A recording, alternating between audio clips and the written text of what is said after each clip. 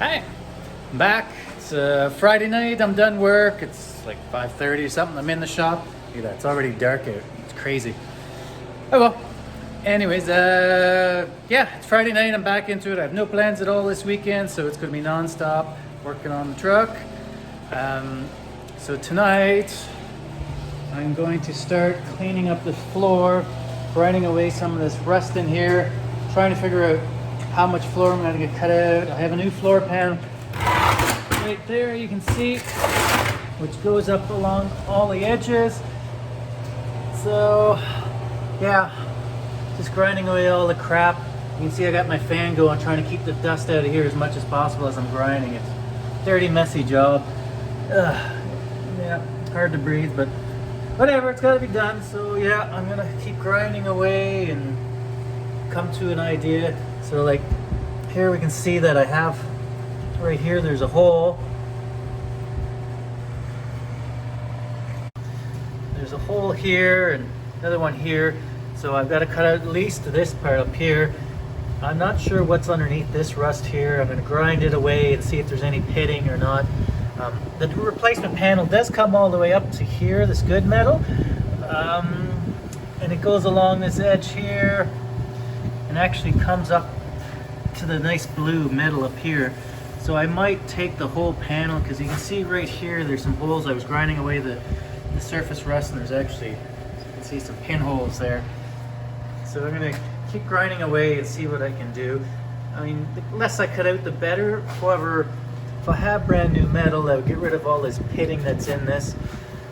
I might as well. And I mean, what's the difference if I cut one line here and weld it up, or I cut a straight line there and weld it up? I mean, it's almost the same amount of work. I don't add that much more. The only thing is keeping it dimensionally correct, the entire truck.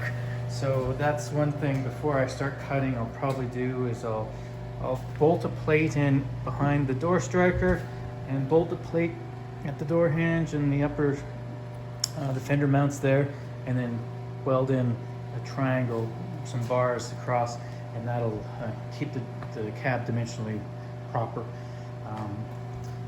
Yeah, so that's what we're doing right now. I'll give you an update in a little bit once I got a better idea of what I'm going to cut out, or maybe once I start cutting out, I'll let you know. I don't know. The other thing I might want to do is try to rotate the cab 90 degrees up, which will make it easier to get to the bottom, because I've also got on the bottom, you'll see there's this longitudinal cab support, and there is the main cab support, the lateral, and you can see the longitudinal is rotten there, and the cab support is rotted away too. The nut actually seized up on me in there. That's why it's all cut out, because I was getting the torches in there trying to get the bolt out, which I wasn't able to do. So yeah, it's a lot worse shape than I thought the cab was. But that's okay. I've got nothing to do. It is COVID, and there's no traveling, there's no visiting family and whatnot, no dating, no nothing. So I might as well be stuck in my shop rebuilding a truck, right? So I'm gonna get back at it, and I'll talk to you soon. So I've been grinding and cleaning and grinding and taking measurements and thinking. I mean, I have the full floor pan, but it's an LMC part. It doesn't fit exactly. Some weird things on it actually, but anyways, yeah. I'm gonna grind, like I said, grinding away, trying to figure out where to cut, splice it in. And I'm thinking, so I got this corrosion here. I'm thinking coming on an angle down, and then rather than having to weld inside this divot or on the radius, I might just come up just above the radius and go along, and then come across here before that bump feature there, whatever that is for, broken transmission, something or other. So yeah, I mean, the metal is a little pitted, but no, it's not through. Not like over here where it's through.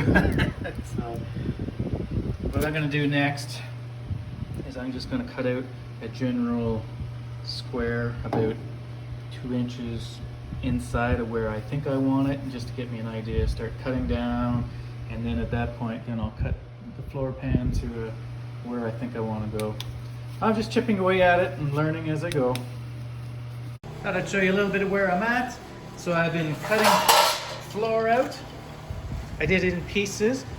First, I figured out, like I said before, I just want to cut a smaller section out of the middle. I'm actually going to cut bigger, but I don't know yet, so I want to cut little by little so I can see what I have. First, I cut this big section out underneath, going up to where I knew where this beam was here and the mount, and then I sliced along and I ripped this piece off. I used my chisel. So I use a wood chisel that I don't use for woodworking anymore. Really strong metal, and it's perfect for when the metal is rusty like this. You can hammer those spot welds and break them off. It just rips right through the metal, as you can see there. So then after I did that, the next piece was I carefully cut along where this mount was under here, and I ripped this square off. So then I could see where everything was, and I could see this reinforcement plate really well. And then at that point, I sliced out this piece here, along the back side here, and then up along the front here. The way I did on the front here, so I don't cut through this, is I just make scribes across with the grinder. I use a cutting wheel, like not much left of that cutting wheel now, but I just scribe and scribe and scribe. So I know I'm not through the metal, but I've cut down about half of it or so, maybe a little bit better. And then when I had this piece, I just kind of levered it up back and forth. First I took the chisel first and I broke off these weld rivets. You can see that one right there, that spot weld. So I was able to take this and hammer it really hard and break that off, and then the piece I just kind of levered back and forth until I broke right along the seam that I scribed. So this is where I'm at for tonight. I think I have fairly good metal. I'm probably going to cut this back a couple more inches into this more solid metal. I want to get past this relief bend in here as well too, as well as up here. I mean, it doesn't look so bad, but I've actually got a couple holes up this way, so I might have to come all the way up to the ridge. It'd be nice to get off of this radius, so we'll see there. Similarly with this piece here, which is part of the floor, part of the inner rocker. Originally they're one piece, inner rocker up and then the entire floor, but the pieces come in separately, right? I got my rocker panel there, and the inner rocker, and then I got the floor over there. The floor comes down and over, and the inner rocker comes up and over, so I've taken some pieces there, out already, out of the inner rocker. As you can see, I cut it down, because originally it had a flange that came up and went onto the floor, so I cut it off, so it goes down to there, and then I sliced it back and started to bend that up for that contour. I still haven't figured exactly where I'm going to put this inner, where I'm going to cut it. It's not an exact fit rocker for the truck, but I'm going to make it work here and there and mold it to what I need. It does go down deep enough, but the contour of that piece at the back is just cheapy. The original has a nice contour to it and rolled edges, whereas this one's just a bent over, but you never see that. It's inside the rocker panel, so I'm not sure what I'm going to do yet there. As well as it has to be longer to come out past this section, and actually is this inner one here is part of this piece that comes up, which is the kick panel on the inside here, which has some rod at the bottom. So I've got to patch that up to cut a piece out and make a piece that comes down and into the back side of this. So I'm gonna have to cut this off. My new outer rocker panel has this feature on it, so I can use it as a template to get that dipple, how it works into it properly. Yeah, lots to do, lots of thinking. I think I sat around thinking about where to cut more than I took the time to cut. I don't have a new one of these longitudinal supports. I'm gonna have to make that. I may look and see if I can find one online. With COVID, it's taking forever to get parts though, so I may just search the internet and see if I can find somebody who has one locally in Ontario. You can see it just rots away as it goes down there. So that's something I gotta do. Although the other side's not so bad. I think I can save it with one little patch, hopefully.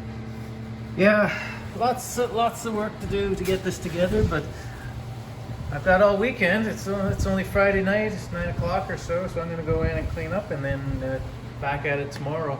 I might do a little bit more grinding along here just so I can get some bare metal and see what I have there yet. But otherwise, I will be back at it tomorrow. So we'll see you tomorrow. Good night.